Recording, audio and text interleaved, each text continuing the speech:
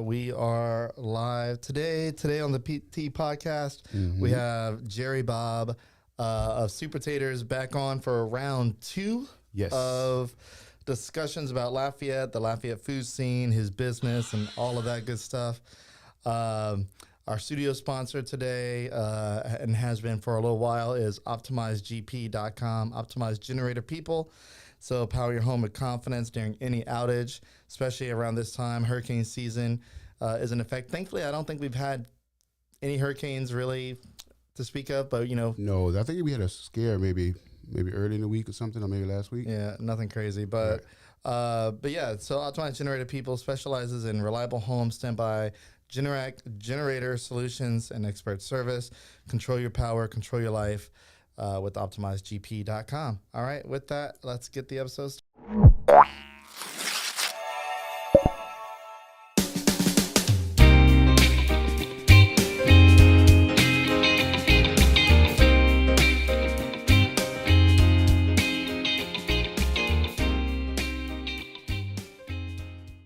That's the way to go. Yeah. All right. So before we get the conversation started, got my next sponsor, Chase Group Construction. They take the lead and become your one point of contact for the entire design and build process. So if you're looking to build a new business or renovate, check them out. ChaseGroupConstruction.com. Great local design build firm. Great guys. They've been supporting us for a good minute now, probably since just after COVID or around that time. So they're pretty cool. Buy something from them. Yeah. So check them out. And let's get the conversation started. All right, Jerry Bobb, welcome to, or welcome back to the T Podcast. Round 2. Yeah, round 2. Okay, so just to get people up to speed, I took the liberty of going back to our prior episode. Yeah, and it all makes sense. And just pulling in some high notes. So to establish who you are, typically I like to go through kind of like an interview kind of status. But what we're going to do is you are owner operator of Super Taters out of Scott, Louisiana for about 11 years. You came from St. Mary Parish, correct? Yeah. Moved to Lafayette to attend UL for business and computer science. And you call yourself a culinary artist. Yes. Not a traditional chef. No, not at all. And you're known for beautiful food presentation and made-to-order meals with a strong emphasis on structure, business-mindedness, and customer satisfaction. Okay, but before we get started, right? Yeah. I've got to check your cool points real quick. Okay, so today is June 27th, right? Do you know what June 27th is? It's another day that ends with Y. It's not, man. It's not. It's not. If you're a 90s or 2000 hip hop fan, June 27th has a lot of significance. You didn't. Oh my God! I guess I'm way too white for this, bro. I guess I don't know. The freestyle, man, Houston, June 27th. But I'll leave that alone. But those who know about it know about it. Well, no, you can't just do that now. Like, what's up with it? Well, we'd have to play it, but I don't have it queued up. We'll play it maybe later on in the episode. Okay. But again, those who know. June 27th, the freestyle. Yeah. I do know something that you know about DJ Screw, Big Mo, all that stuff. No, it's okay. No, I think I know DJ Screw. Yeah. Okay. But like I said, we'll cue it up at some point in this episode. Okay. You know, I might know, but I don't know the reference of June 27th. But I might know what you're talking about. Right. Well, the freestyle is called June 27th. It's just okay. So happens well, to then, be. Yeah. I might have heard it. Is what I'm saying. Good, yeah. But yeah, we'll cue it up later on. All right. Well, we'll get to that point. So. What's been up? I mean, you've come on 3 months ago, and now you're back. Yeah. Why are you back?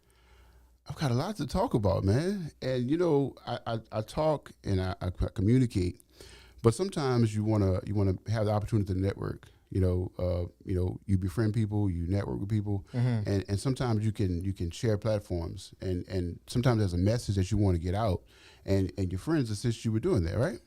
So here we are. Okay. I've had an adventurous last 3 months, man. A lot of stuff has happened. Well, I mean, every day is adventurous. Yeah. But I mean, last episode, I think we talked about your Forbes appearance, and you recently had something else, right? Yeah. As you mentioned, I've been in business a long time, and what's important to me is doing good business, making great food, presenting it well, and also transition. I guess I'll throw back to something that we might have mentioned in our last episode is change. As an establishment, as a company, even as an individual, I've gone through a lot of changes over the last 5 years, and that kind of sort of led to a lot of transition in the restaurant. We transitioned from a traditional kind of sit down, come in type setup to a takeout, advanced ordering kind of operation. Everybody didn't like it. No, yeah, and that's actually something I want to talk about. But that's okay, because if you know me, then you know that I have a strong will, I have a strong determination, I'm a hard worker, and my biggest priority, believe it or not, despite what some may think, my job is to deliver. I call it awesomeness every single time. That means handmade. That means high quality. That means good ingredients. That means great presentation. That means great communication.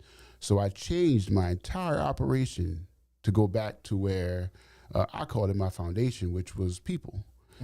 We built a business that was based on a lot of one-on-one, and around the pandemic, we totally lost that. So imagine from 2014 is when we opened to say March 2020, and then everything went nuts. Yeah. And so it goes from being able to say, "Hey Ben, how you doing? This is what we're doing. This is how we're doing it. This is what you like to eat," to rush. And I fought really, really hard to during that transition period to keep it how it was. Just too difficult. Didn't have enough employees. The setup was different. You've got to keep the sit down aspect of it. Well, not the sit down aspect. I think sometimes as a business you have decisions to make. Yeah, we all have decisions to make. Your decisions to make is you want to wait. Let me backtrack a bit. We've been open a long time, and a lot of times when success happens, there's a separation that happens because people are surprised that I actually am still at the business. They're surprised that I actually still actively participate in making the food that they eat. They're surprised that I actually am my social media guy. I'm actually communicating with them directly. But I do that because it's important to me that my customers get a little piece of me every single time. It's different. It's unconventional. It's unique. And sometimes... But it also saves money. Well, it saves money, but money is not necessarily the biggest thing, because if I wanted to make a lot of money, I'd have a lot of locations. I have one. Yeah. And the reason why I have one is I still like to, no matter how big I've gotten, no matter how many Forbes articles, no matter how many culinary awards I've won, I'd like to say that I like to give a little piece of me in every single transaction. Sometimes it's great. Sometimes it's not, but I'm a human being. So sometimes, you try really, really hard, and hopefully your customers and your customer base and everybody, outside knows that this is why we do it, because it's very, very important. So to kind of circle back, during the pandemic, we lost that. Now, people can debate and say, "Oh, well, we're back, we're changed," and I think the pandemic forever changed us, right? And it has. As an active owner manager who's actually in his establishment, I saw the changes from day one. I think it was March, maybe 17th, if I'm not mistaken, 2020, to now. People changed, circumstances changed, employees changed, trying to find employees changed, the dedication of employees changed. And so what I noticed is that, the way that I had grown accustomed to doing business and the way I had gotten my customers accustomed to the way I do business had totally changed. Yeah. I didn't like it. So I put my foot down and I changed it back. And it's weird because oftentimes when you tell people that you're going to change is very, very difficult. It's very difficult. Even if change is good, or even if it turns out to be good, normally when you introduce change, it's really, really hard for people to kind of sort of digest it. They're like, what are you doing? Are you changing something that we like or that we're used to? And in my case, I'm a visionary. Well, especially if it's change that causes friction. What kind of changes are you necessarily talking about? Because I feel like I feel like you're being very vague. No, about no, the no, no, changes. no. I'm being very specific, Okay. actually. But if I'm not being specific, what we transitioned from was what we were initially was, again, traditional sit down dining, pick up, take out, delivery. I noticed something. Instead of actually like losing business, we gained business. We grew, right? And what I found out is, as wonderful, especially on the outside, that growth can appear to be, there's also growing pains. And those growing pains sometimes takes you away from your purpose. And your purpose, well, at least mine, is to, as I said, put a little bit of myself into every transaction. And it got to the point where I was like, you know what? I don't like the direction that we're heading in. So I have to do something. I have to make a drastic change to take this back from doing business in an out of control, where profits matter more than people type manner, and bring it back to the one-on-one, right? And it took a few years because. What do you mean one-on-one? Well, if you've purchased food from me before, I'll answer the phones, I'll make food, I'll greet you at the counter when you come in, and that's the way that I personally like to do business. And what I found is that the majority of my customers love that way of doing business. So when the pandemic came and we couldn't do business that way anymore, people would walk in and say, well, what happened to, the warm greeting? What happened to the one-on-one service? And I'm like, I can't give it to you because there's too much going on. There's mask mandates, there's social distancing, there's timing, there's so much other stuff that was going on. And I had to figure out a way to take it back from what had gotten to be like a runaway train that was focused on, or that had gotten to be focused on profits, and take it back to personal. And so to do that, we transitioned from, again, what we were to what we had gotten to be during the pandemic, and at least over the last few years, back to where we can have the one-on-ones, we can have the made to order, we can have everything that people had grown to love us for. And I am proud to say that we're back. Right now, again, it wasn't easy, it wasn't simple, but I think that because of the feedback that I've gotten from a lot of people, believe it or not, people actually like that. So what we are now is advanced ordering, still made to order. I can actually like focus on the one-on-one aspect of people now, more personal service. People can call me directly, place their orders. I can kind of personally quality control. And what I found is, as much as profits are important, the people aspect is probably more important, because if you do right by people, and if you give people what they want and what they need and how they need it, they come. Okay. And so your profits come on the back end, if that makes any sense. Yeah. But I want to go, you said something that you wanted to go back to the way things were. Right. And you said COVID caused a lot of things, and it did for a lot of people. But didn't COVID force you to not have a sit-down restaurant? It did. And so, but when you say you go back, well, you're not going back to a sit-down restaurant. Not sit down. Yeah. And thanks for clarifying that. We're not going back that way. But I think as a business owner, sometimes you have to make the determination of, okay, so I've got these 4 or 5 aspects that make me great, right? And you have to kind of sort of rank them in order of importance, right? So even if you took it back to the people, they'd say, well, I'd love to have a seat. I mean, I would love you to have a seat. But the structure of the business, if I gave you this, then you lose this. And in order of importance, people love great food more than they like sit-down dining. And again, it might sound a bit weird, but I like to sit down and dine. Well, I'll tell you that. But would you sit down and eat nasty food? No, right, I wouldn't expect to eat nasty I know, food. right? Yeah. But this is what I'm trying to convey. What I decided to do was place the people aspect and the made to order aspect and the personal service over that sit down dining, if that makes sense. I hope it does. Yeah. But if not, I'll clear it up some more. Is it because you mentioned finding staff challenging? Is it part of that, because challenging that is probably number one. Now, before I go any further, I have the best staff. They've been with me for years. But it's been challenging to find additional staff.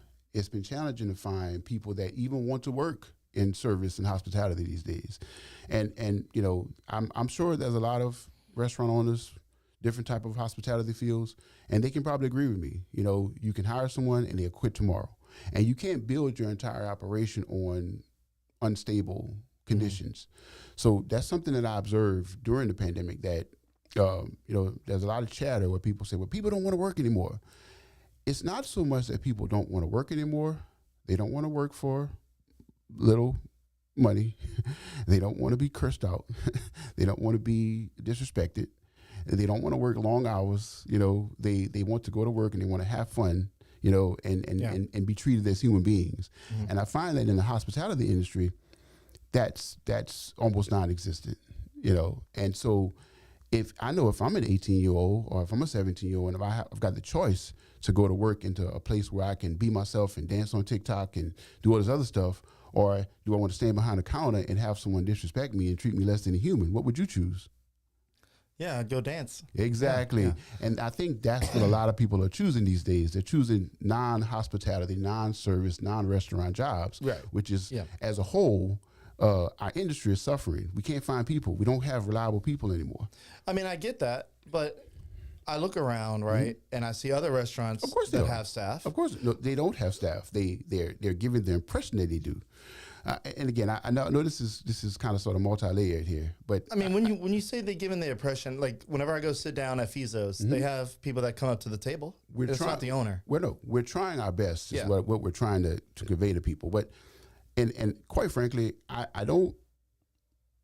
Sometimes as a consumer, if you're not in the shoes of an owner, of a manager, of a server, of a cashier, of a cook, of a chef, you know, you sometimes can't really grasp the house. Of course not, especially if you've never been in it. Right. Yeah. Right. So I'm telling you, as an owner, as a chef, as a culinary artist, as someone that works my own establishment, these are issues that have been increasingly difficult to solve, starting with 2020. Now, it's always been difficult because people, you know, hey, you work at a restaurant. All right, we understand.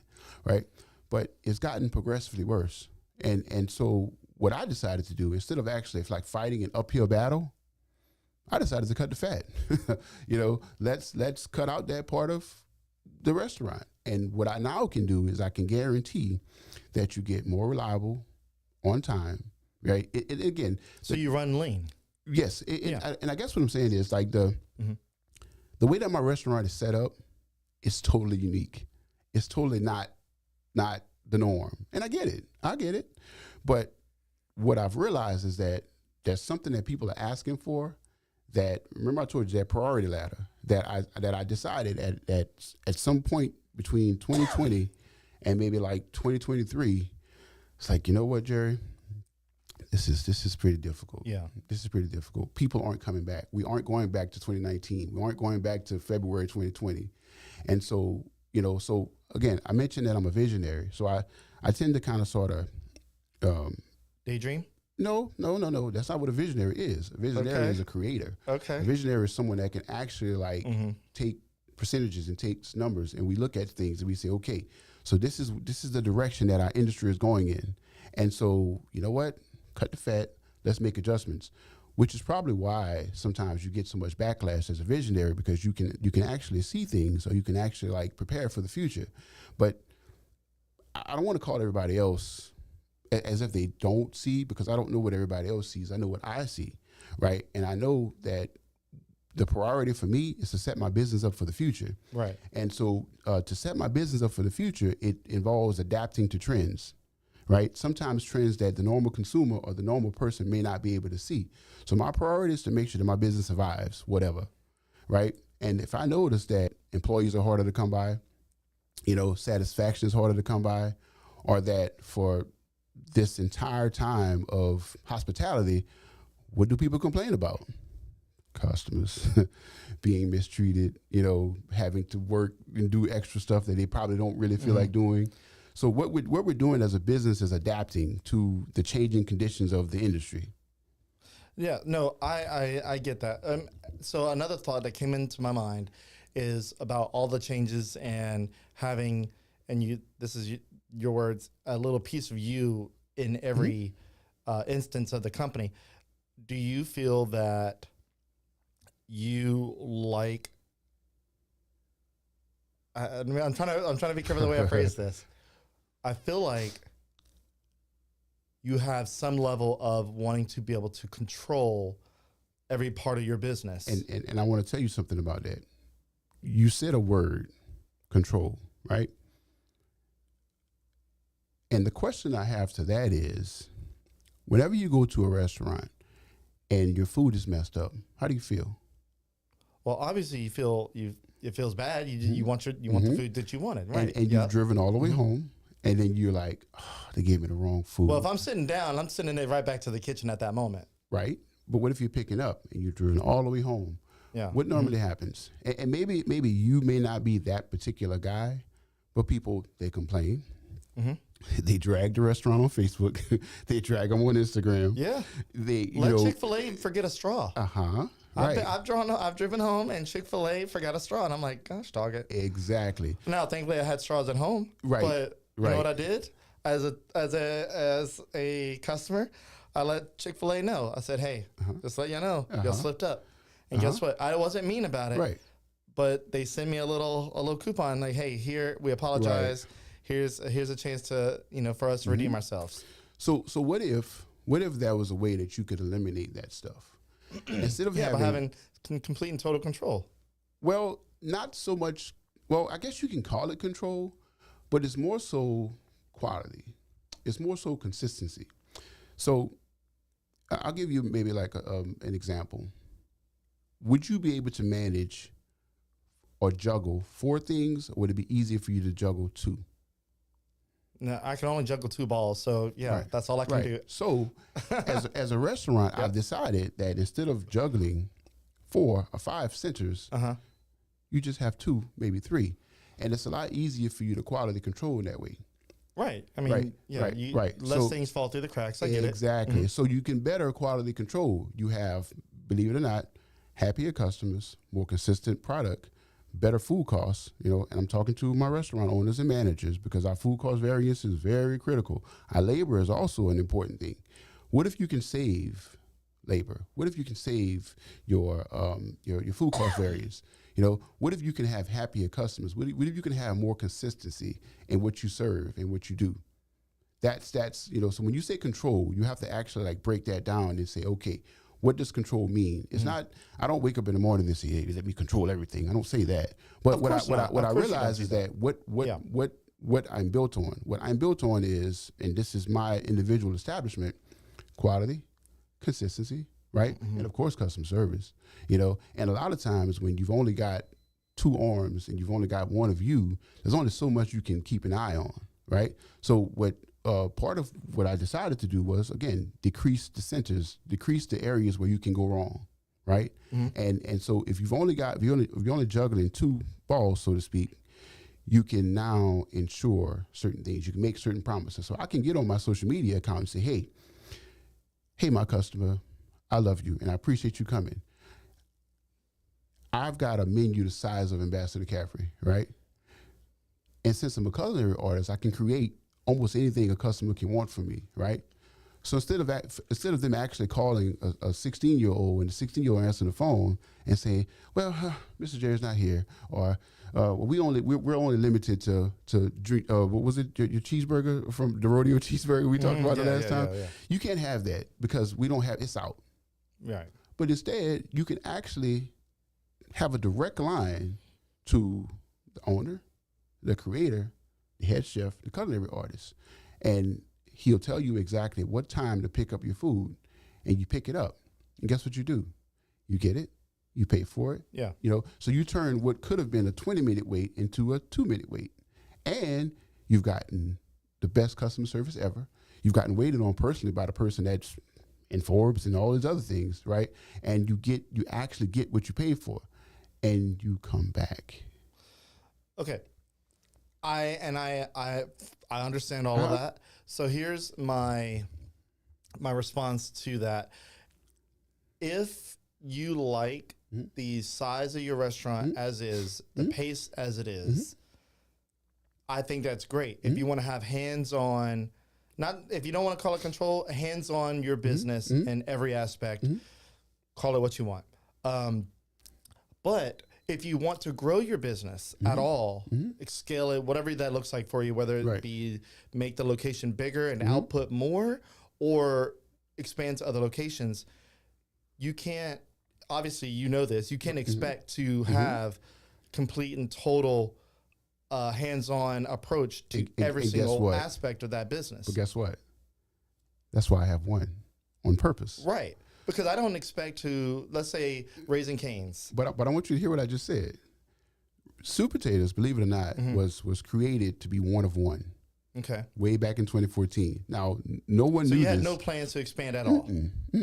See, at all. If you know anything about me, you'll know that I've got a wide range of interests.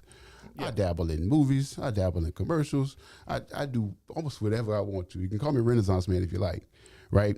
I never set out to have my restaurant be my only source of what I give to the world, right? I wanted my restaurant to be an extension of my personality. And what I realized is that the level of creativity that I want to express to the world can't be limited to just the restaurant.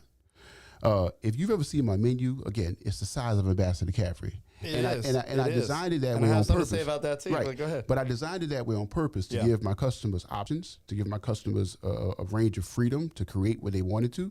Now, as a customer, you may not know what you can create, but I do, right? And so I can actually help you create your dream menu item that doesn't exist anywhere else.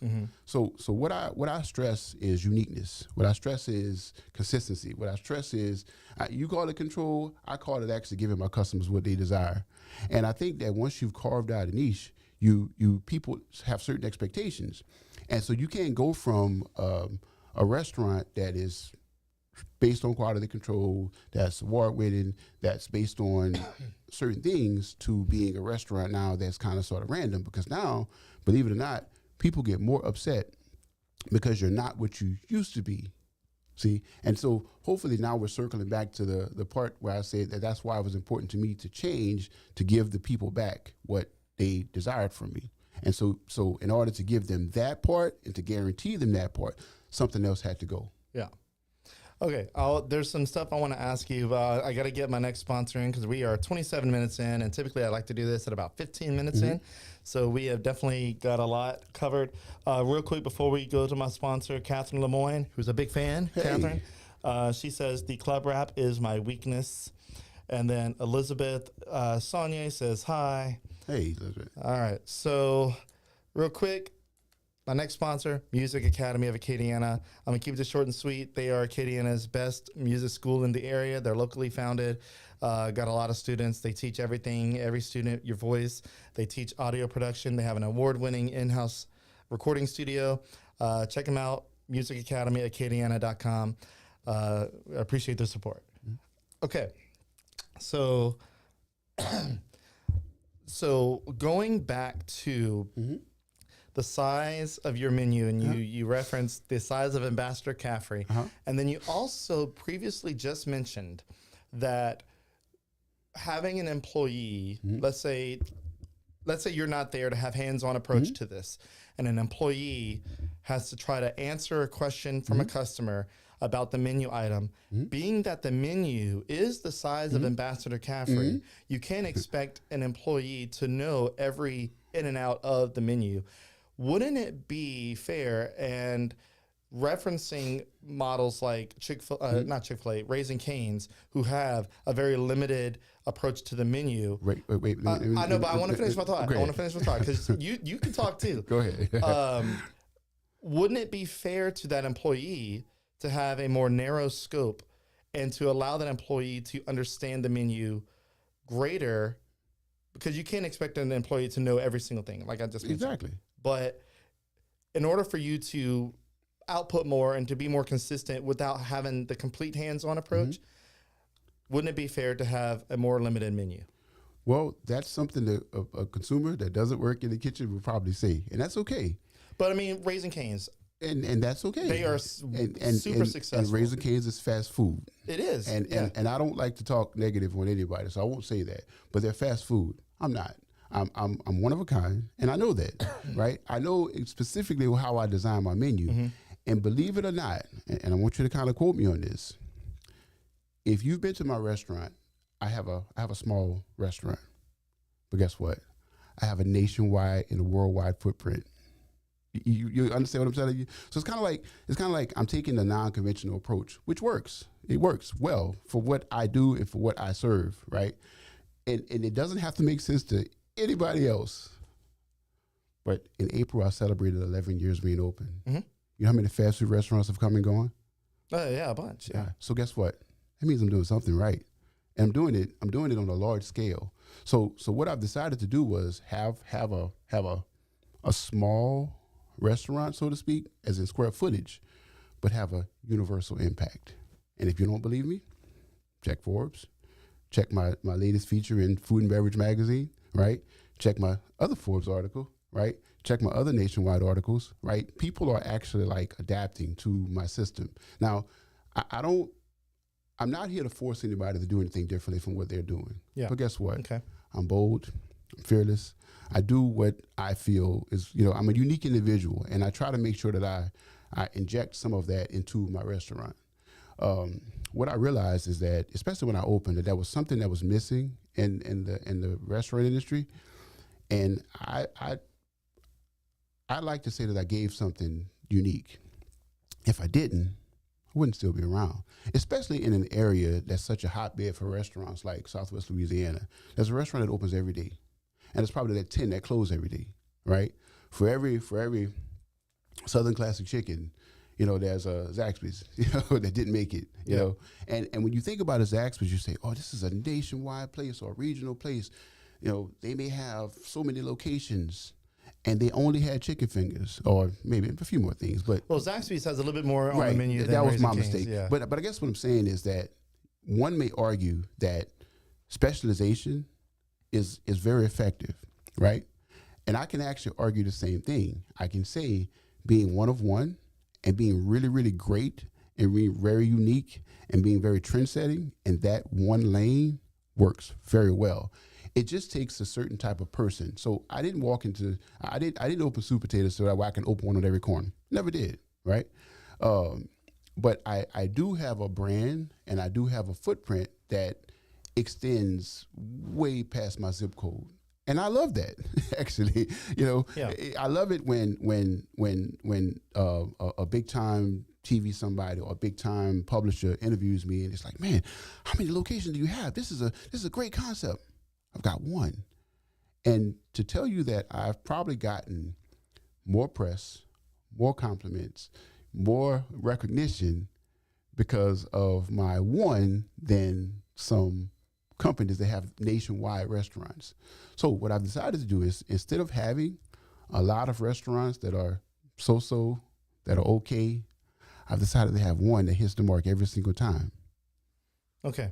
So I got a question, and this is something that I not long saw in some comment sections, and it was that, and this is a rumor. I'm going to say this is a rumor because I don't know for sure. This is why I'm asking you. Ask away. You stress that your system is a call ahead, order ahead model, that you prioritize customers, of course, that call ahead. Yes. Typically, and they get expedited service. Of course, they call ahead and they put themselves further up in line. That's how that works. For people that walk into the restaurant, the rumor is that you will charge them a premium for ordering into the store. That's not how it is at all. Okay, so where does that misconception come from? Well, those who actually place their orders ahead, they get quicker service. They get more of a one-on-one, and they actually save money by calling ahead. So it's not so much charging extra. It's that the person who actually follows, you know what, being a certain type of restaurant, you have to actually explain to people what type of setup you have, right? And once people understand what type of setup you have, and they understand that traffic moves faster, and I think even if I backtrack and I say, I am not the first restaurant not to have sit down dining. Now my system, No, I mean a lot of Chinese places around town don't have just sit Chinese down. places. A lot of places. You know, it's almost like a food truck system. You know, you walk up, you order, you're out. You know, people want fast service. They want good food. They want all the good stuff, right? But again, as an establishment, you have to decide what are your strong points, and you have to kind of sort of play into your strong points, and that's really what it is. And so you tell people, all the premium is adapting. The premium is adapting. You save by guarding in advance. You save by doing this way. Like for example, I get a lot of orders on like DoorDash and Grubhub and those type places. People pay a premium for that. They may not realize it, but they pay a premium for that. There's extra fees that are charged by those places, right? And so I'll tell my customers, hey, if you can bypass that system, if you're going to come and pick up your food, you can totally bypass those extra fees, those processing fees, whatever that is that you pay extra. As a matter of fact, I had a young lady just yesterday. She had an order that was for a certain amount. I told her exactly how much it cost if she had just called us, and it was a difference of probably about $10 or $15. Mm-hmm.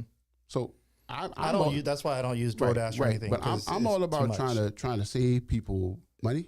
Okay. I'm all about trying to give people convenience. I'm all about trying to expedite their service.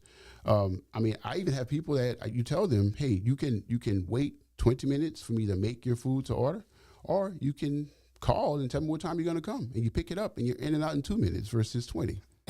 So it just depends on your perspective, I guess. So going back, you said something that was kind of the same thing but said differently. Mm-hmm. You said people that call ahead save money. How? If they don't order through DoorDash, how is calling ahead saving money? Well, it's saving time. Okay. And it's also saving money. So for example, there's a standard menu price, right? And there's savings for people that actually call in advance. It's just pretty simple, actually. But how? Like, so I call ahead for example, for your place. For example, say you've got a menu item that's listed for $12, right? You may pay $10 for it because you've actually like saved time. You've saved yourself some energy. You've saved the restaurant some time. So we offer that as a premium to you. If you call in advance, you save money under the menu price. It's pretty standard, actually. You say that it's standard, but I just find it interesting that I can't call. No, it's an incentive that you offer to people. Yeah. Okay. You say, so that's not standard. It's standard for me. For you, right. Yeah. And but industry is not standard. Well, right. But this is the thing. I didn't arrive on the scene to do things cookie cutter. Never did. And I get that. Right. I get that. So what I am is an industry leader. What I am is a person that has set a new standard, right? And so in order for that standard to be maintained, this is something that I offer my customers. Save, call, help us help you. Help us help you get out quicker. And if you do that, you save money. It's not, it's almost like having a coupon. It's not as complicated as it comes off to be. It's just that's an incentive that I want to offer you. And a lot of times people won't budge unless you offer them something that they can actually see. Okay, so here's savings on your items. Right. So have you had go ahead. Go ahead. No, you go ahead. Have you had people walk into your restaurant upset about how that works and how they don't understand your process? Well, I feel like you've had. Well, I'll tell you this. People, being that we're a unique place, where everything about us is not conventional. Everything about us is setting a new trend or setting a new standard, right? And so I've never wanted to be like every other restaurant. From my menu to my setup, to my name, to what I offer, to even my level of service. Again, you don't get. You can probably imagine how many restaurants actually are able to give you the consistency that we do. I mean, I'm not saying I'm the only one, but I know for a fact that they don't exist. A lot of times you go to restaurants, and like I told you, that's probably teenagers or people that don't really care in the kitchen. I have a team that cares, and they care because I care, right? Because I actually work side by side with them to make sure that we give the customer what they want. And what I find is that no matter how transparent you are as an establishment, there's an assumption, an industry-wide assumption that comes with restaurants. So no matter what you say, I can tell you, hey, Ben, it took you 20 minutes today because that's how long it takes us to make food, especially with these long lines. Mm-hmm. You can, here's my number. Here's the store number. You call me directly, tell me what time you're going to come. And you pick it up, and you're out in 2 minutes. The people that understand that, the people that see where we're going with this, the trends that we're setting, they're like, whoa. And not only can you save time, not only do you get your food made accurately, but you can actually save money also. So here's all the incentives to call. Now I'm not going to tell anybody that they can't, right? But it's just a whole lot better, a whole lot quicker, a whole lot faster, a whole lot more savings if you do it this way. This is pretty standard for me. Okay.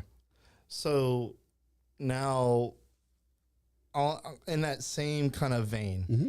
if I opt as a customer mm-hmm. to not call in, mm-hmm. but to go to your restaurant mm-hmm. and place the order in person, mm-hmm. completely aware, because I think taking call aheads or taking call in orders is nothing new for in restaurants. Right. And typically, most restaurants industry wide, if you call in your order will be placed in line before somebody that walks in afterwards. Mm-hmm. That's and so someone that calls and orders their order in advance will get a very specific time from me. Mm-hmm. They could be 15 minutes, could be 20, could be 30. And that time is actually based on your estimated time of arrival. Because guess what? Food is better, hot, fresh, and served in right. a timely fashion, right?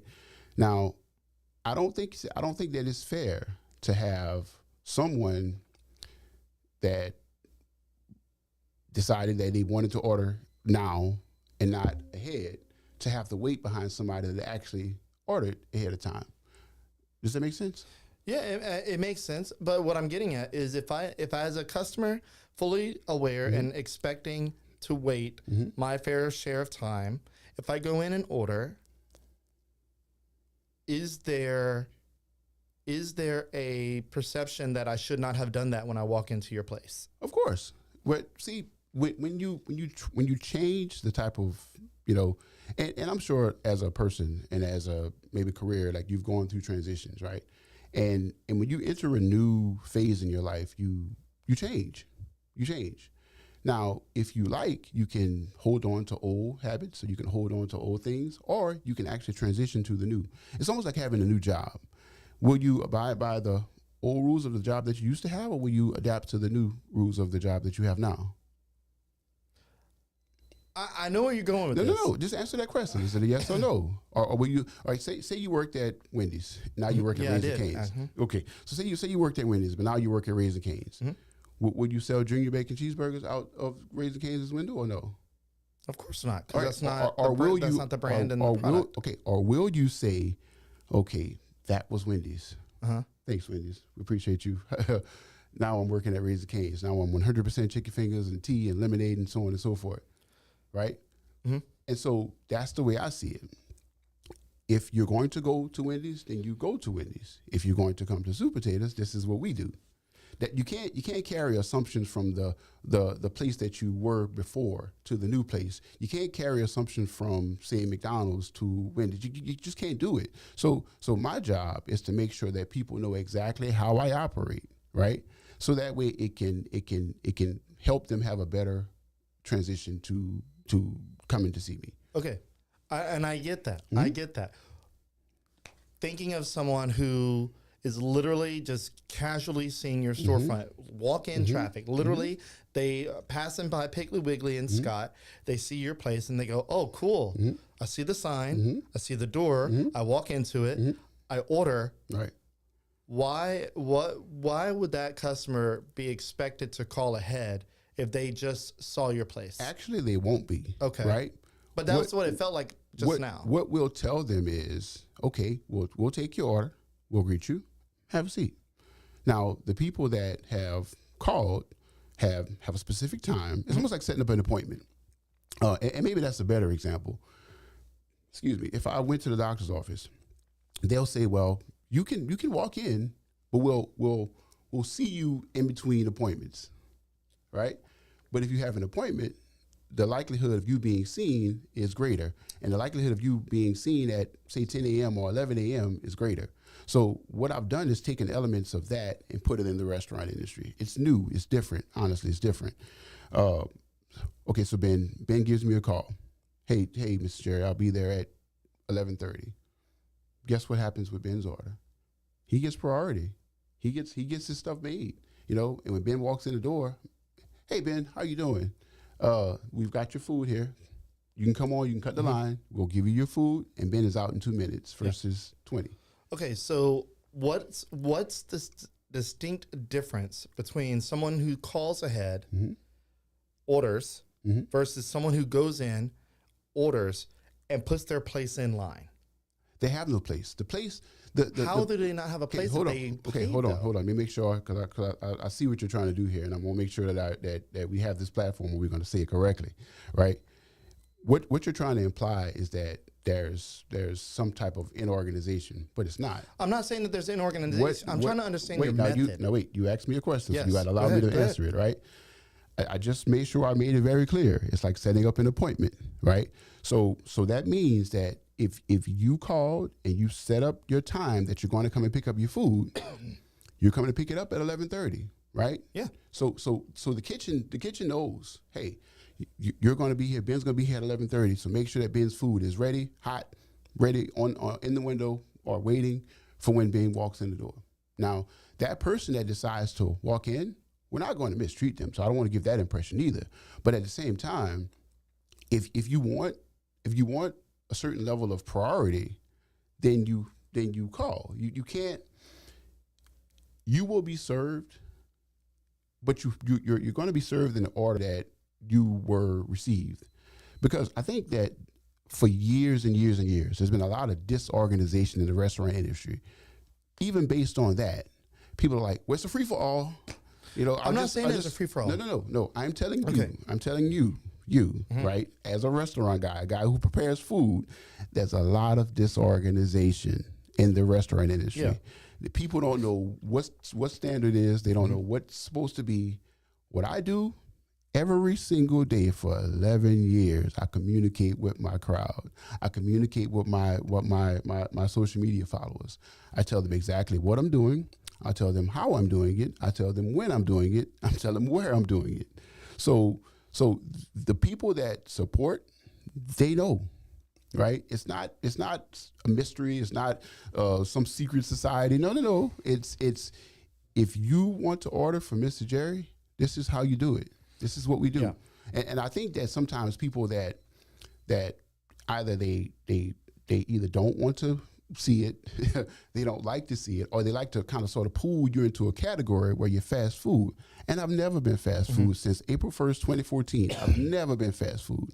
And so because you're unique, because you have a certain distinction with you, then you get to actually make the distinction. You actually make your own rules, so to speak. And so the next time I go into a restaurant, you want to know the first thing that I do? I ask the people that work there, hey, how do you guys run? How do you do what you do? And now maybe that first time I didn't know, okay, right? And I say, oh, okay. So if I like their food, you know what I'm going to do? I'm going to say, hey, cashier, hey, owner, hey, manager. And if he or she says, hey, this is how we operate, guess what I'm going to do? I'm going to adapt. If I like their food and I respect what they're doing and I respect either their quality standards, I respect how they do things, I am going to adapt. And if I decide not to adapt, then that's a choice that I make. Right? But I can't get mad with them because of the standard way that they do business, and they were doing business that way before I walked in the door. And I can't get upset with them because I didn't take the time to understand how they did business. But I think that the downside is there's a lot of, remember a few minutes ago when I told you that in the restaurant industry there's a lot of things that a lot of ugly truths that we don't want to talk about. One of those is there's a level of disrespect. It just comes with the territory. People don't respect restaurant workers. They just don't. Right. I'm the owner. Yeah, we talked about that. Yeah, I'm the owner, and I'm telling you that I work my own establishment. And what I found is that as much as I love what I do, there's people that look down on me because they think that I'm stupid. They think that I'm less than, or they think that I work in service, that I'm somehow not supposed to have standards, or that I'm not supposed to be consistent at what I'm doing. And it's funny that I've got a list of accomplishments that's probably longer than I-10. People still look at me as I'm not worth anything because I work in service. They don't have to listen to me. They don't have to follow anything I say. Right? They will quickly tell you that, oh, you're just a restaurant guy. And then I've got to pull receipts and say, sir, it's not really about bragging. It's saying that we're really doing something here. We've got something unique. We've got something that is amazing. We've got something that's long term. We've got a concept that's 11 years old. Mm-hmm. You get what I'm saying? No, I get it. So because of that, we're doing something right. We're doing way more right than we're doing not right, is what I'm saying. And sometimes as a restaurant, you've got to kind of roll the dice. Or even as a business, you got to roll the dice and go with your gut. And my gut tells me that what we're doing is right. The people that love us, love us. There are people that may never love us. There are people that don't love Raising Cane's. There's people that don't love Wendy's. And that's okay. There's people that will go to McDonald's and ask for a junior bacon cheeseburger, but McDonald's doesn't serve junior bacon cheeseburgers. So what do? You go to Wendy's, right? So for me, this is how we do business. And I've made that very, very clear. And so if you want to come in support, if you want to come in and have what we serve, if you want this whole experience, this is how we do it. You can't go into a place and get mad with them because they've got a unique way of doing business, because I've never heard of that. Like when people do it, but it confuses me a bit that you can walk into one establishment and then assume that they work the same way as the last establishment that you went to. Walmart and Target are not alike. They're just not. But I mean, there's assumptions. In every industry, there's assumptions of how they operate. Whose fault is it that you assume something that was wrong? Well, not right. So guess what? I'm an industry leader. I'm a trendsetter. So we're doing something different. But you're still in an industry that has a perception and an assumption of how things operate. That's fine. So I want to go back, because in the comment sections, anytime I've seen a lot of your posts, and anytime I've written about you or talked about you, comments are very consistent about the way you have call aheads versus in place orders. I make no apologies for that. And I understand that. And I understand how you saying it's working and how you want people to adapt. And I totally understand that. I'm not trying to beat you up here about that. What I'm trying to make sure is completely 100% clear and transparent is when someone calls ahead, they get told, hey, 15 minutes. But if I go in, it takes longer. What I'm getting at is if I go in, just pretend that my voice via phone or in person is the same. How come if I go in, I'm not told, hey, 15 minutes? Right. Versus, because whenever I called, I've ordered from you a couple times, and I've been told, hey, 15 minutes or 20 minutes. Right. And I get there, my food is ready. I called ahead. That's what I expect. Right. But if I go in, I have a certain expectation as a level-headed customer that you'll be I don't expect to have my food 5 minutes after I order it. Actually, that's a misconception, because what I found, and see, well, that would be fast food. What is a misconception? Well, that we are fast food, and we've never been fast food since April 1st, 2014. Now, see, and I think this is where the misconception comes in at. If you've never been, right, again, if you walk into it, we'll explain to you, hey, it's going to take this long. This is what you're going to order, and have a seat. We'll make it for you, right? Now, what happens is somewhere in between what we tell you and what you expect, there's a gray area. So but you're not pushing people's in restaurant orders back. No, we're not pushing them back. No, we're not pushing them back. Because when you mentioned appointments, like at the doctor's office, if you don't have an appointment, typically your appointments come first. We'll fit you in. Okay, but if you get fit in, but the way you made it sound, and I'm not trying to put words in your mouth. You don't. Whenever you go into the restaurant and you order, you did make it sound as if I go in and order, I'm expected 20-minute wait. But if somebody calls ahead, it feels like their priority. Even if after I place my order and that phone call comes in after me, they get their food first. Well, we didn't say that. But it's this perception. No. It's the perception. No. Explain. No. See, this is why. This is the confusion. No. It's no confusion. It's no confusion. What I find is confusing. No. But see, this is people that don't understand. Those that get it. What I found is as an establishment, there are those who are going to get it, and there are those who are not going to get it. What am I not getting? I've also found out that there's a certain level where you can try to please everyone, but you can't. There's always going to be someone that's going to say, well, I didn't know, or I didn't see it, or I don't want to see it, or I didn't have time to see it. And that's totally okay. Mm-hmm. But this is the standard message that I've been repeating every single day. It's on my building, it's on my counter, it's on my Facebook page, it's on my website, it's on every piece of literature that says Super Taters. Yeah. I'll give you an example. I had one lady, the only place that you can find a menu of mine is supertaters14.com, right? There's other menus floating around that I didn't authorize, right? There's a lady that found a 7-year-old menu somewhere on Google, and she's like, but there's a price difference. Well, I mean, I have no control over that other menu that someone reposted, but I do have control over the menu that exists on supertaters14.com, right? She got mad. She's like, yeah, you charged me different. Man, we didn't charge you different. We charged you exactly what we were supposed to charge you. Now, if you got a menu that was somewhere else, I can't control that. Now, if you went to the comment section, the comments will say, well, how can the prices be different? They're not different. The prices that I control are on my website. I mean, and I totally understand that. That's an easy thing to understand. No, it's not easy. It's not easy because people have certain ideas and certain assumptions. And as a business, you can only battle so many of those assumptions. And so, again, I circle back to the first part of the conversation. The first part of the conversation was, I want to provide you with something as a customer. The only way that I can guarantee that is if you allow me to be able to set the rules and set the standards that I set. Now, if you decide to say, well, hey, you know what? I don't want to do it. I'd rather you run like McDonald's. Now, I can't tell you as a consumer that you are not allowed to expect me to be like McDonald's, but I'm not. Mm-hmm. I've never been like McDonald's. So again, if I as a consumer walk into a brand new place that I've never been to before, the very first thing I do is I ask the people that work there, how do you operate? And I adjust my expectations based on how they operate.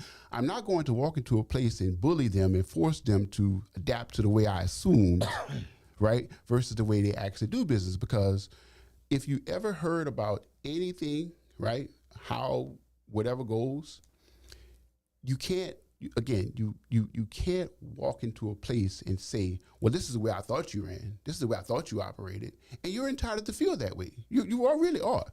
But if you're going to get something made by this particular place, you have to, as a consumer, adapt. You have to adapt. Now, if you choose not to adapt, then, we can't really control that. Like, I can't force you to adapt. But I will say, in this establishment, this is how we go, right? Again, we're award-winning. Mm-hmm. We are known, well-known. We're very popular, right? And because of that, I like to consider myself a game changer, like I told you, a visionary. People that I do things differently, right? And I've made it very clear how different I do things. And so it's more like being a trendsetter, being an innovator. That's what we do, right? And that has actually led to me being named Food and Beverage Magazine's culinary game changer, because I have actually taken something that was unpredictable, all over the place, kind of sort of whatever, and I've given it structure. And that structure is what makes us successful. So it's difficult to say, well, I see that your place has structure, but as a consumer, I don't have structure. So I'm going to force you to now, break down your structure to adapt to me. No, sir, that's not how it works. This is what we do. It's almost like your podcast here. You have a certain structure. I walked in and you told me exactly how we're going to do, and guess what I did? I set my behind down and I adapted to what you said. I'm not going to go back and forth with you and say, Ben, I've been on another podcast and this is how it went. Please, now to use your argument, mm-hmm. Well, I've been on a lot of other podcasts and this is what's supposed to happen on podcasts. No, this is Ben's podcast. This is Developing Lafayette's podcast. So if I'm going to be on your show, guess what I have to do? I have to adapt to your structure that you have on your show. I mean, it's a format. Right. I get that. So what I'm saying is that the format, this is the Super Taters format. Yeah. I would love to serve everyone, but what I found out is there are people that refuse to respect what we do. They don't want to. You know, there's some that understand it. There's some that don't. There's some that come to visit me, and I explain it to them. Hey, this is how we do business. Da, da, da. And the next time they come back, they say, whoa, Mr. Jerry, it's different, but I understand what you're doing here. Yeah. And we make it work. Okay. I want to get off of this particular subject, so I'll ask one more question, and it's a yes or no answer. You got it, man. Yes or no, and allow me to articulate my question, and then yes or no. Mm-hmm. If I go in and place a in-house order, and someone makes a call-in order after I made my order, is there a scenario where that call-in order will get their food before I get my food? No, because you see, and this is why we have to always double back to what we said. And I see what you're doing. You have. I'm just trying to make sure it's 100% clear. No, sir. No, sir. What do you mean? We know what you're doing. I see it. But I'm with it. I'm just trying to make sure it's 100% understood. I'm with it. Oh no. Because I was getting mixed. What I think is the one that's having trouble understanding it is you, not me. I know you don't. I know you understand your methods. Listen. I'm as a blind customer coming in. I want to make sure that I'm not feeling that I'm being you're not mistreated in a way. You're not being mistreated. Because lines are lines. What you've been given is, hey Ben, if you decided to walk in and order for me, have a seat. It's going to be 15 minutes. And I'm totally okay with that. And guess what? The order's going to the kitchen in order of the way that we got them. So both call in and in-house. Wait, don't make. Don't try but this is where it's. Wait. What is the difference? No, sir. Let's come back. Let's come back to this. Let's come back to this road here, right? Place your orders ahead of time, and you won't have that issue. But what issue? If you decided to walk in, yeah, come on. But you will be greeted, and you will be told exactly how long your order will take. Now, you're not in my kitchen, but I'm told exactly how long my order will take if I call in. Right? 15 minutes, 20 minutes. Again, if you call, you know what time you're going to come. So if you called me, I know you're going to arrive in 15 minutes. So your order gets priority in the kitchen, right? Now, as a walk-in, ahead of someone I placed an order. As a walk-in, the orders are going to get made and processed in the order that they were received. Now, you as a consumer have no idea when the orders came in. Now, you think you know. Okay, see, and that's a challenge. So hold up, that's a challenge that comes with this is the communication challenge. I think it's not. But there's something that I'm missing. It's not. No, that's a you problem. That's not a me problem. It might be a me problem, but it may be the way I'm hearing it because it doesn't sound like I fully understand that my place in order, if I order in-house, is in the same spot, and it makes it sound like even though because I'm in-house, I have no understanding of where my place is in line. That actually you do. No. But you just said I don't. No. What I said was Ben, walk-in guy is going to take 15 minutes. Have a seat. Will I get my food in 15 minutes? You will. Okay. You will. See, this is the thing. When you start trying to rethink a system, this is when it gets to the gray area comes. But you don't have to rethink it. You've been told exactly how long your order is going to take, and you have to allow us to actually get your food in that time frame.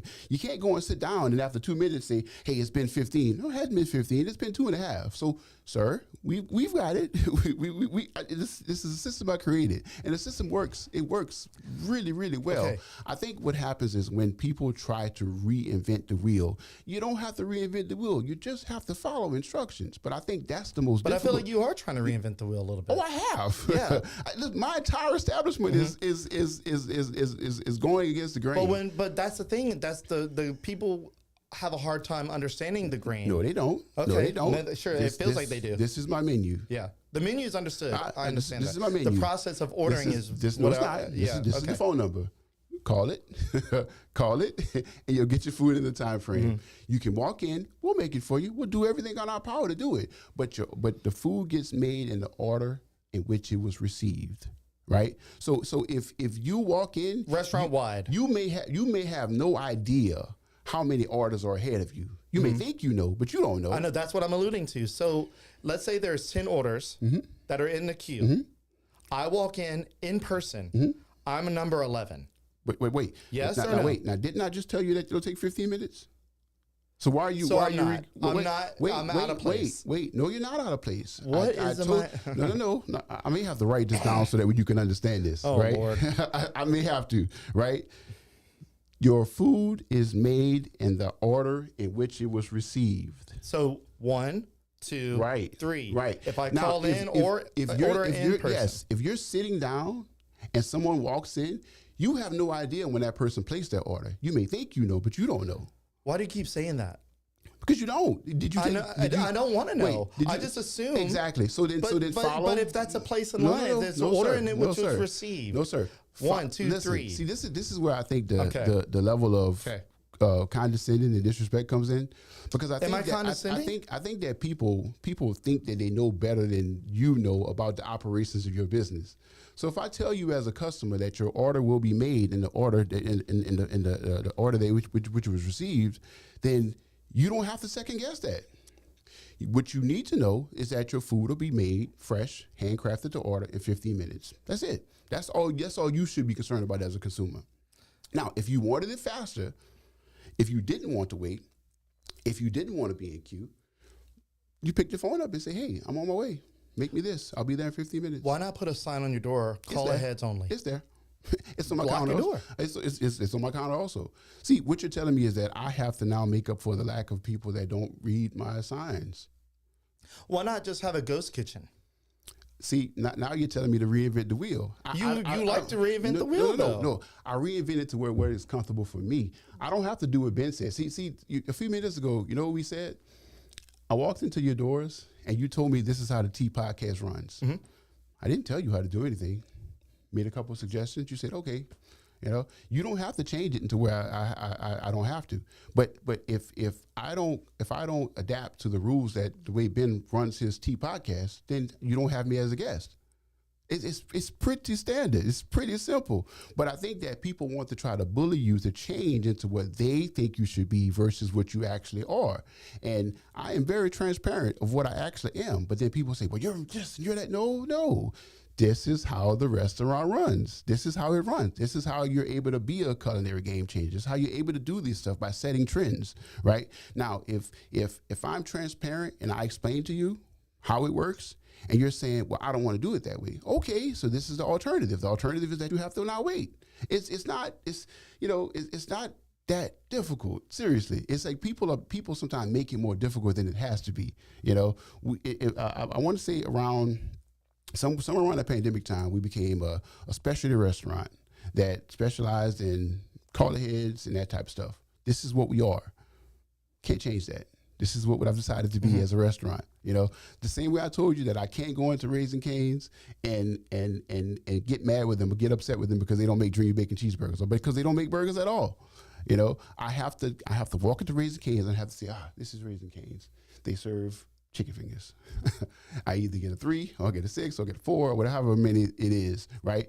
And as a consumer, if I want to purchase from them, if I want to partake in what they offer, I have to adapt to how they do business. I can't force them to change into what's more comfortable for me. It just doesn't work like that. And I know it may be difficult to wrap your mind around, especially when there's an assumption that all restaurants and all establishments and all retail places are the same.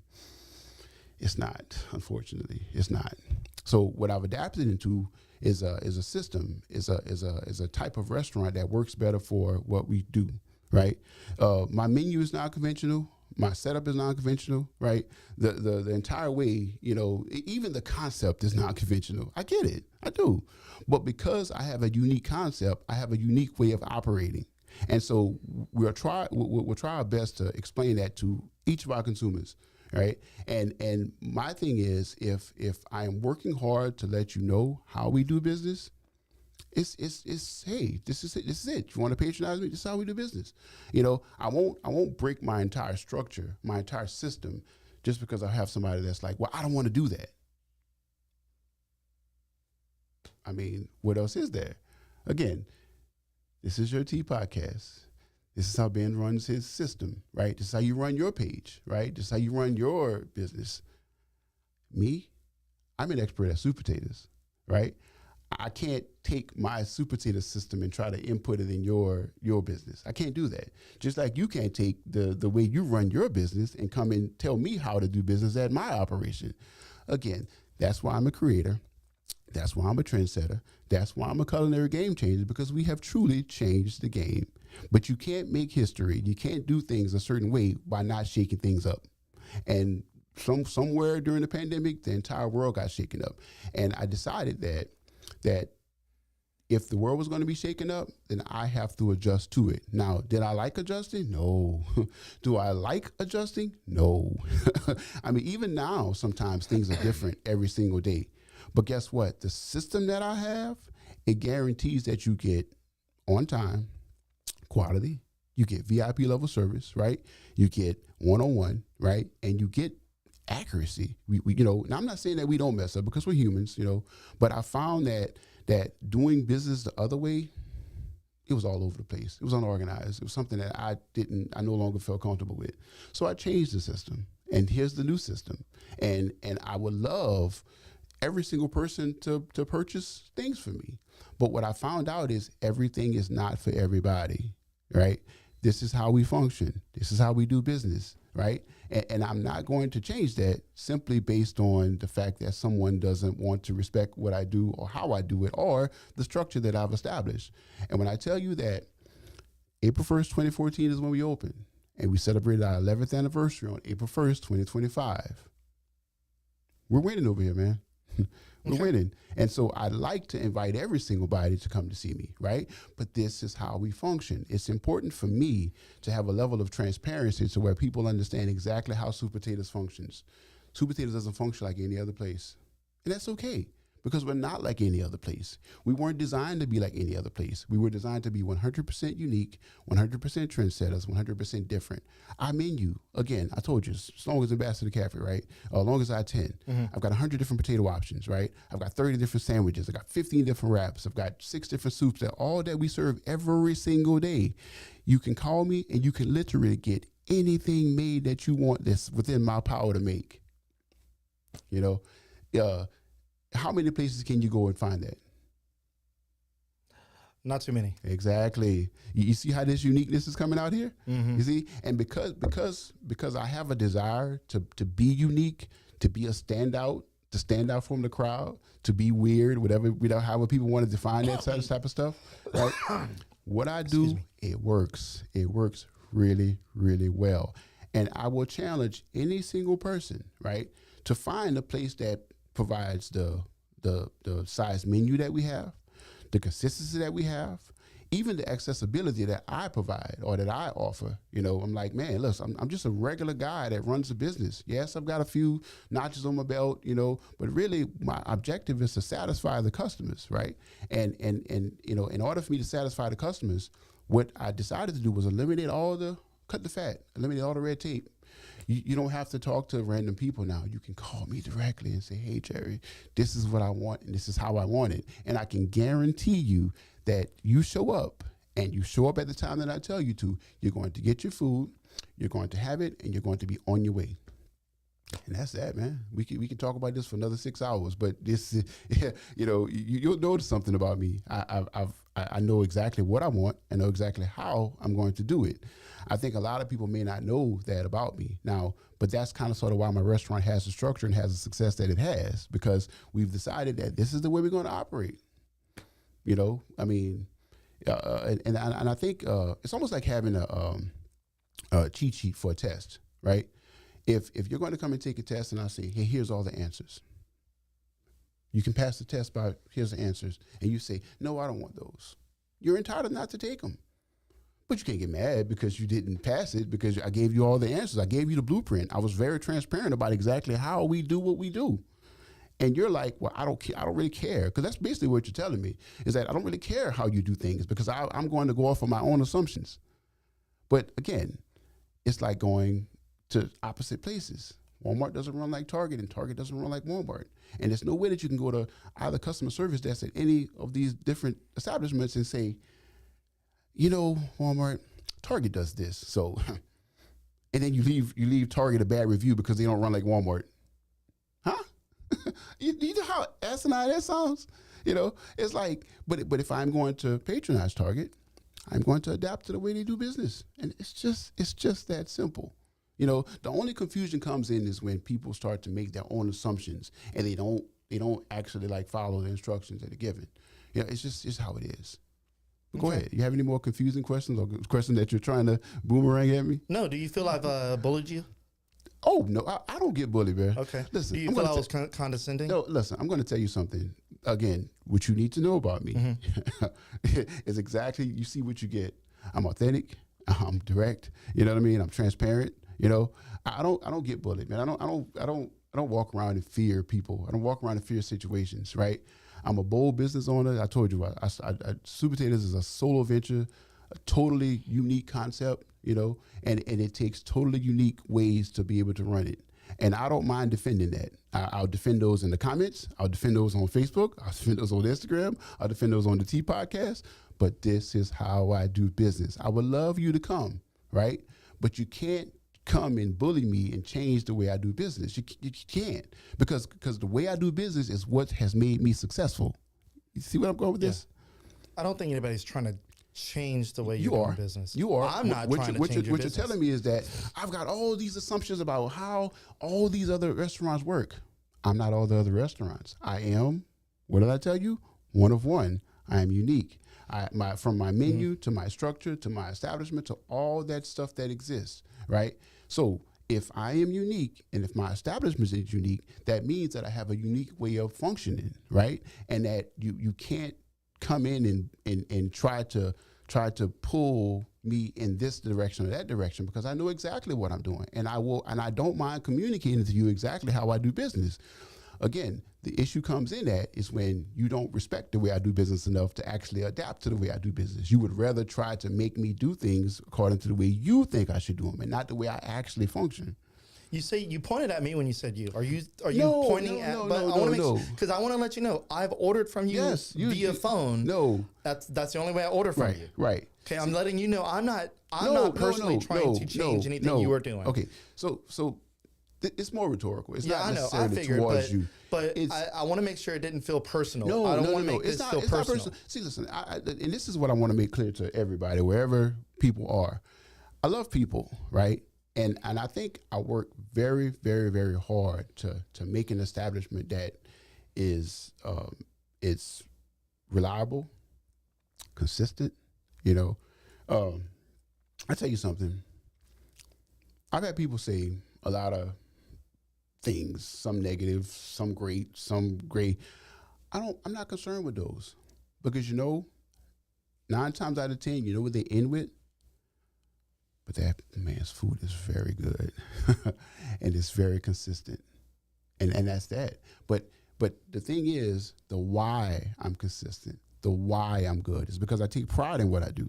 You know, not only do I take pride in what I do, I am actually willing to, because most people say, well, man, this guy's, he's all over the place. You know, he's been on billboards, he's done all this other stuff, but yet he's still behind the counter answering our phone calls. He's making our food. He remembers our names. He remembers our orders, right? He tells us exactly what he's doing. It's like, whoa, are you crazy? No, I'm not crazy, but I'm a trendsetter. I'm an innovator, and my job is to find ways to get things done. And sometimes getting things done means that you sometimes have to kind of challenge the status quo. You have to challenge assumptions. You have to do things differently. As I told you, I've made history, man. And you absolutely cannot make history. You cannot be a game changer if you don't change the game or if you don't do things differently, right? And so to my crowd, I tell you, this is how we function. That's not anything personal towards you. That's not anything personal towards you, that imaginary person in the corner over there. It's not anything personal to this person, right? But I take pride in what I do. And again, I will stand up for and I will defend every single thing that happens in the parameters of my establishment. You know why? Because I don't mind doing that. Because that's my baby. That's my, my creation. It's what has given me the platform to do a lot of the other things that I do, right? And it doesn't even matter what else I do. Because guess what? At the end of the day, my job is to make good food, consistent food, be reliable, right? But that's how we've survived this long. Again, quick circle back. One of the things that we talked about is the lifespan of restaurants. Most places don't stay open past 6 months. People have these great ideas, but what I think what happens is the idea that you have, sometimes when you put it in motion, you figure out, well, you know what, this is not unfolding the way I thought. But instead of actually changing that, you still try to operate the way you thought. And guess what that leads to? Failure. Right? And so the way I see it, I'm a free thinker. I'm a person that says, you know what? Maybe initially this is what I thought, right? But it's not working this way. So I have to change it, right? I'll tell you this too. Super Taters has been, believe it or not, over the course of 11 years, and it even surprised me. We've been different versions of Super Taters, over the course of 11 years. Even back when I first opened, I was like, wow, I'm going to walk in and I'm going to serve a few potatoes and I might serve a few sandwiches and I'm going to serve this. What I found is that evolution requires me to adjust, and I adjust every single day, every single year, right? Honestly, COVID was a huge adjustment that a lot of businesses, a lot of us individuals, we weren't ready for, and it caused us to change everything. But that was a huge change. But even after that, even before that, we're changing. We're evolving. I've got to upgrade equipment. I've got to switch out tables, or I've got to put new signs up, because the consumer constantly changes. I think, as a matter of fact, if you can look up the interview that we did back in 2019, one of the things that I stood on then, and I still stand on, and this was, of course, pre-pandemic, was adjusting to what my consumers wanted. And sometimes I find that consumers, they're not always privy to what they even like, because they came to me because I was really good at something, or because I was an expert at something. And my job is to make sure that despite who says what, how says what time of the day, that I try to do my best to be the expert at what I'm doing and to give you what you came for, right? And so sometimes, again, that requires adjustments, that requires changes, and sometimes as a business, you don't always get the luxury of asking for approval from everybody when you do change. But you do know that sometimes you come to a crossroads where, and I went through that crossroads also with Super Taters, where it's like, wait a minute, we are exhausted, there's too much going on. Can I still provide people with what I promised them on April 1st, 2014?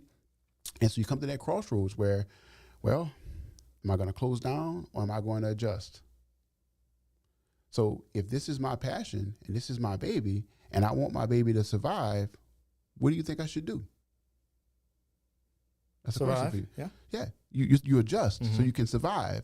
And as the creator and as the owner and as the manager of Super Taters, we adjusted.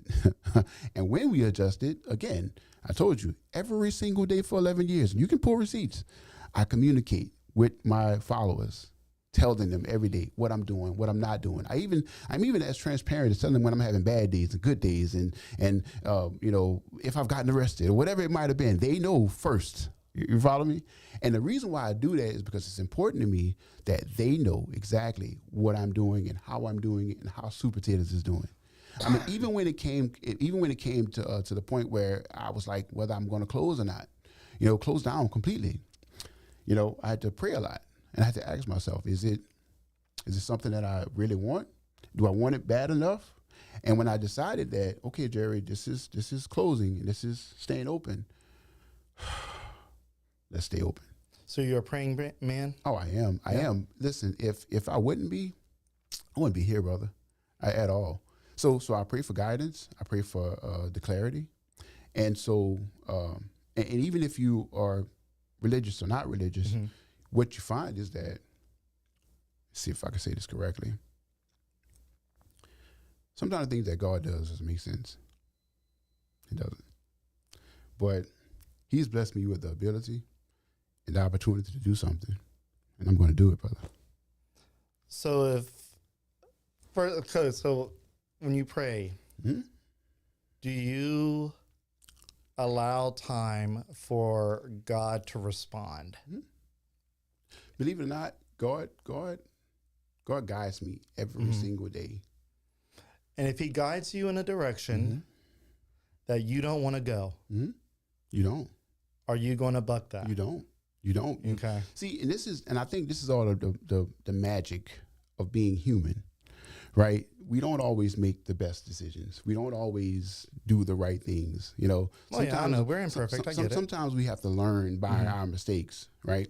But, and again, I circle back to where we were before, that I'll use a term that I saw the other day. The guy says that we have one boss. That's it.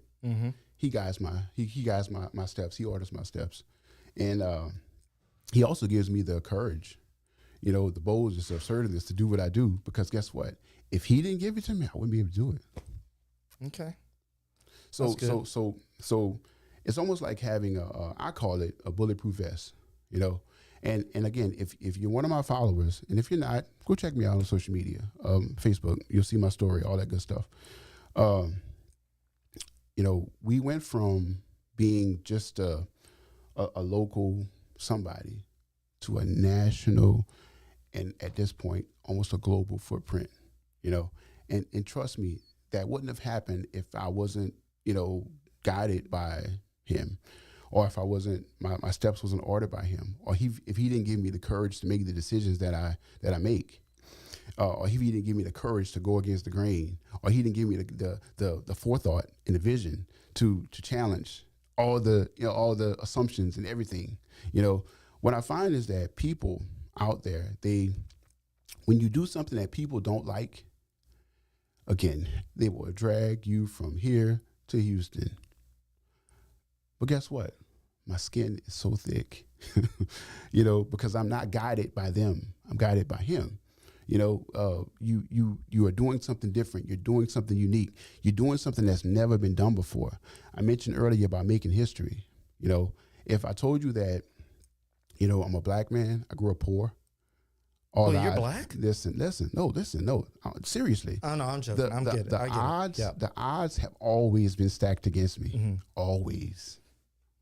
And so there are times when I sit and I look and I say, wow, look at where I was. Look at where I am. And that wouldn't have happened without, right? Just so you know. Yeah. So with that being said, though, that's why I have to have a strong belief in self, confidence, you know, sometimes going against conventional wisdom, right? And doing what I'm guided to do and not necessarily what you think I should do. You know, yes, I would love to have your dollar bin, you know, but what I found is that those who get it. Those who don't, I can't spend a lot of energy worrying about those who don't get it, because I've done everything in my power to communicate to people how I do it. But if you're going to say, I don't want to do it that way, I don't have a lot of control over your decisions. I can offer you an alternative, right? But I can't necessarily change my system that's effective, that works, that does what it's supposed to do, because it doesn't make you happy. You know, the weird thing is, I can get you 100 people, and they all won't agree on one thing. Why do you think that is? Because we're all different. Super Taters is as unique as each individual is, and I designed it to be that way, right? What I found is that, you know, because I'm a culinary artist, and I guess I want to make sure I explain what a culinary artist is. I guess in my opinion, or my definition of it, is a person that creates art, a person that creates uniqueness, something special. If I'm a painter, right, and if I'm commissioned to do a certain artwork, I'll do that artwork. And even if I wanted to duplicate that artwork, it'll never be the same, because the brush strokes won't be the same, the paint won't be the same, maybe the canvas won't be the same. I do the same thing that someone may do with maybe digital art, or even, like I said, actual art, or maybe graphic art, or maybe like when people put together structures and such. I do the same thing, but with food, right? And technically, my setup probably should be different. I probably should have like I wouldn't say a 5-star place, but I should have a different setup. But because this was a situation that I'm in, this was a building that I started in, I've had to make adjustments over the years to still give people that uniqueness, to still give them a little piece of me in every single box, every time. I want you to know, and I want people that are listening to know, that there's no, like, me being successful, Super Taters being successful is all purposeful. It wasn't an accident, and about halfway through, I decided that I didn't want to lose, or should I say continue to lose, what made me special, what made me unique. And so that came with some hard decisions, some hard changes. It came with pissing some people off, not on purpose, but if you make changes, that's what naturally happens sometimes. Everybody's not going to be privy to your changes. Everybody's not going to agree with your changes. But as the leader and as the person who does this, right, I've got to make sure that I do my best to communicate, and I continue to communicate every single day, as I have for 11 years, right? And if as a consumer, you choose not to see my words or hear my words or read my words, whatever they may be, and you're deciding, well, again, this is how all restaurants should work, except mine, right? So I am being transparent. I am letting you know exactly what I do, and I know exactly how I do. And it stirs up controversy. I know it does. I'm fine with that, right? But are you fine with that? Oh, I am totally fine with it, because guess what? I'm still a successful business. So that's telling me that the vision that I have, it worked, and it's working. It's really, really doing what it's supposed to do. Now, maybe there's a few people who say, well, we don't like it, and that's okay. Remember I told you about those 100 people? Every one of those people aren't going to like it. But if 80% does, guess what? I'm winning. I've already accepted that sometimes people aren't going to agree with everything. Me and you aren't going to agree. I think you're a cool guy. I think you're an awesome guy. I think what you're doing is awesome, right? But we don't have to agree with everything to be friends, right? No. Right. So that's what makes you unique, and that's what makes me unique. But we may have some awesome ideas that we can share with each other, or sometimes we can come together on this podcast and share beautiful things, right? And that's okay. But I'm not going to come into your establishment or your podcast and force you to do it the way I think it should be done. Now, if I want to do things the way I should think they should be done, I should start a Super Tater Tea podcast, right? But that's not what my calling is. That's not what my ministry is. My ministry is communicating with people and doing all types of things to make sure that I'm that person that helps support those who may not have a voice, or those who may want to be different, or those who have been judged harshly for being different, right? I'm different. I know that. I'm unique. I know that. My establishment is unique. I know that, right? But instead of upsetting you, or instead of trying to upset people, I've chosen to be transparent. I've chosen to make sure that I communicate very, very clearly and concisely how I do it. The confusion comes in that is when people don't listen to the person that actually created and starts it and actually works it and makes the food for them, because they want to say, well, no, the restaurant down the street runs like this, so you should run like this. No, sir. No, ma'am. Super Taters is 100% unique. We're 100% special. We're 100% trendsetters. We're 100% in our own lane here. So the rules are going to be different. The setup is going to be different. The standard is going to be different. The expectations are going to be different, right?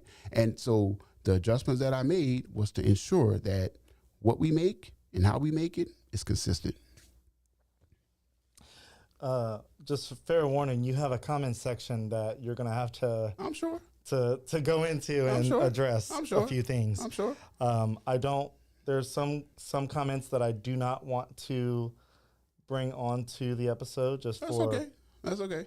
Just for sake of having this go on a lot longer, because my format, speaking of format, is about an hour. We're at an hour and 34 minutes. We're having a really good conversation here. We are definitely having a conversation. So I'll close out with this in a very simple way. Tell people about your business and why they should check you out. Well, I'll say this and try to keep it as minimally confusing as possible. Right? Oh, yeah, I'm not going to interject. If it makes it confusing, that's on you. You have the floor. I am, again, I have an original concept, a one-of-a-kind establishment, and I would love every single person to visit, right? At the same time, I think what's important is that when you do visit, or if you intend to visit, that you understand and respect how I operate, right? I think sometimes the confusion comes in that is when, again, people want to change what you are. And I can only throw out other examples. If I drive a Hyundai, it won't run like a Ferrari. It just won't. Or if I drive a Ferrari, I can't expect it to run like a Hyundai, right?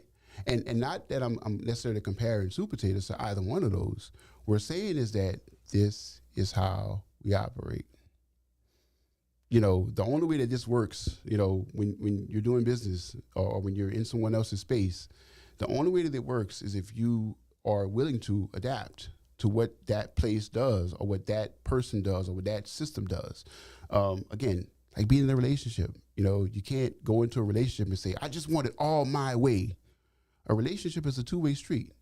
And, you know, the relationship between businesses and consumers is honestly a two-way street. It's give and take. You know, and you have to kind of sort of say, well, if you want what I specialize in, this is what we do. This is what we do. You know, and I want to be able to continue to do that for you. And again, the decision that I made some years ago was to ensure that people got what, you know, they were asking for.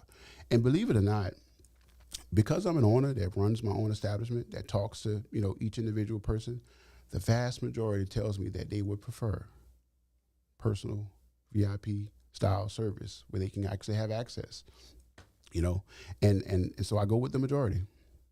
Okay. Well, Jerry, it was a pleasure to have you on for round two. Mm-hmm. I don't know if we'll have another round later this year or not, depending on how the comment section goes and what new topics come up. But with that, man, good luck and congratulations on the 11 years, success and all that good stuff that you are having. It's not a fluke. I'm not. Hey, I have never said that. You said that. Yep. I'm saying it's not a fluke. It's the result of planning. It's the result of being bold. It's the result of being innovative. It's the result of sometimes having to go against the grain and do some things that sometimes people don't always like. But you do what works. You do what's effective. You do what keeps you around. You do what allows you to be able to survive and thrive. Yeah. You know, I like to tell people, and you know, I don't know how this is going to go in the comment section, but sometimes as an establishment or even as a person, as an individual, you can decide to die a slow death, or you can do the things that work. You know, you can make adjustments and thrive. You know, even to all my customers or anybody who's ever purchased anything from me, there's a reason that we're still around. Adjustments, man, adjustments, and they're not always pretty. You know, every time something changes, like something changes, like with the things that I don't like, and I'm like I'll give you an example. Walmart. Oh, I used to love going to Walmart at 2 a.m. shopping, but because of circumstances, they decided, or at least most of the locations, that we're going to close at 11 o'clock. Now, I was very upset at that, and I still am. But guess what? I'm going to adjust, or I had to adjust. So if I need some, you know, milk, and I want to buy it from Walmart, I'm going to go at 10:50 or whatever, 9 o'clock. I'm not going to wait until 11:01 because they're going to lock their doors, and they're not going to open their doors for me. You know why? As a company, that's how they've decided to function. There you go. So, you know, for us, that's how we've decided to function. And we function that way because it works. It's very effective. It does exactly what it needs to do. So if there's any confusion, you can talk to me. That's fine. You know, I'm available. I'm approachable. I'm here. I'm around. Oh, no, I think I am never going to talk about that instance again because I think you have a very clear method of what you're doing. And whether it's clear to me or anybody else, I guess it doesn't matter. Brother. It works. It works. When I tell you that it works, it is so effective. Again, it works, right? It works. And again, I can only tell you is that whenever you're able to like I said, be an innovator. I don't know the official Google definition to be an innovator, but it's somebody or something who does something differently than what people are expecting, and you reinvent things. And sometimes reinvention means that you adjust to new things. You adjust to things being done differently, because quite frankly, if things were always done the exact same way, we would never have any advancements. That would never be this. That would never be that. We would still be stuck 20, 30 years ago doing the same old things. But no, we adjust. And sometimes growing pains and adjustments, they hurt in the short term. But in the long term, it's like, whoa, what would have happened if someone didn't invent an HD camera, or didn't invent the laptop, or didn't invent this nice sign here? We would never be different. We would never do things according to the way it used to be. So I'm that kind of person. I'm going to do things differently, and I'm going to at the end of the day, be led by God. And I don't want to say it's strictly religion, because I don't like to necessarily mix the two, but I do have my personal beliefs. And my personal belief is that I have a high faith, and we try our hardest to deliver to people to what we do. And again, it works. It works. Those who get it. There's going to be some people who don't get it, and I respect that, right? But those who get it will. Those who get it have been getting it. Those who don't want to get it, they will never get it. I can say it 50 different ways, but they're going to say, well, we don't get it. But sometimes it's simply because they don't want to get it. It's not because they don't actually get it. It's not something that they want to do. It's almost like taking people out of their comfort zone. It's not comfortable at all. It's not fun at all. All right. Well, man, look, again, like I was saying, kudos to you for the success and all the accolades that are coming out. Mm-hmm. I look forward to seeing your continued growth in the business, and can see you around as long as you'll have it around. Yeah, all good, man. I'm here, brother. All right. Well, with thanks that, for having me, though. I appreciate it. Yeah, you're welcome. Well, with that, it is Friday, so it's the weekend, and I'm pretty sure you have a busy weekend ahead. I'll tell you something. I am going to, in just a few minutes, I'm going to head to Scott, and I'm going to take off my regular shirt. Yeah, because you're not VIPing right now. I'm nobody's in touch with you. I'm going to put on my Super Taters shirt, and I'm going to be the guy that we talked about, the guy that hand makes food, the guy that is going to do what needs to be done to serve the customers that want to be served by him. And that's that, man. And I look forward to you addressing some of the comments, because some of them are interesting. They're always going to be interesting. Oh, yeah, they are definitely interesting. So I look forward to seeing how that plays out. And with that, man, again, congratulations on everything. And maybe towards the end of the year, maybe next year, we'll do another one and see what comes of it. Brother. But I appreciate the invite. Thank you, man. All right. Well, with that, guys, y'all have a great weekend, and we'll see you on the next one. You got it.